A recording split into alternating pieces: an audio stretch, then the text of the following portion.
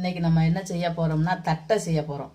அதுக்கு வந்து ஒரு 3 வத்தல், 4 வெள்ளைப்பூட்டு பல் தொளி உரிக்காதது, கருவேப்பிலை கொஞ்சம், இந்த 3ஐயும் வந்து நம்ம கரகரப்பாக அரைச்சி எடுத்துக்கிறணும். இப்போ ஒரு 1/4 கிலோ மாவு எடுத்துருக்கோம், பச்சரிசி மாவு அரைச்ச விழுது. இதையும் அதில் போட்டுக்கிறோம். பெருங்காயம் போட்டுக்கிறோம்.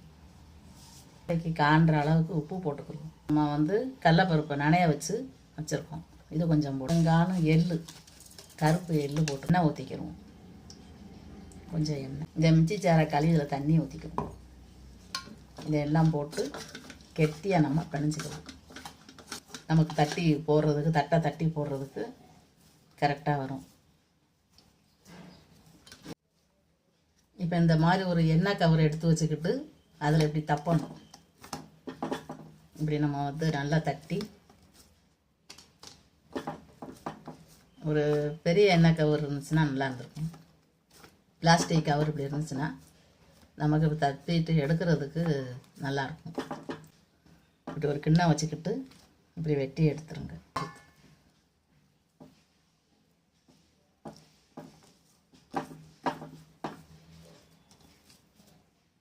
இந்த மாதிரி எடுத்து நம்ம இந்த மாதிரி தப்பி வச்சுருக்கிறத இந்த மாதிரி ஒரு ஸ்பூனை வச்சு இப்போ லேசாக குத்தி விட்டுக்குருவோம். எதுக்கு இதை குத்துறோம் அப்படின்னா பூரி மாதிரி கிளம்பி வரும். இப்படி நம்ம போட்டோம்னா கட்டைங்கிறது வந்து பூரி மாதிரி கிளம்பக்கூடாது. அதுக்காக நம்ம அந்த மாதிரி கரண்டியை வச்சு குத்தி எடுத்துட்டோம்னா, இப்போ வந்து நம்ம தட்டி வச்சுருக்கிற தட்டையை போடுறோம்.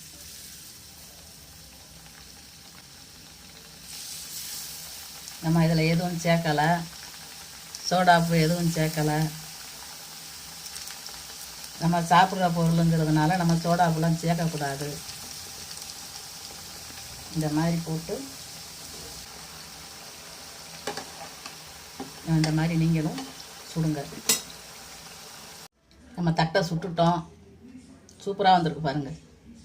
எண்ணெயே குடிக்கலை, நல்லா புருன்னு. இது வந்து இன்னும் கொஞ்சம் ஆறணும், சூடாக இருக்குது. ஆறின பிறகு நம்ம உடச்சோம்னா நல்லா சடக்குன்னு சவுண்டு கேட்குற மாதிரி இருக்கும்.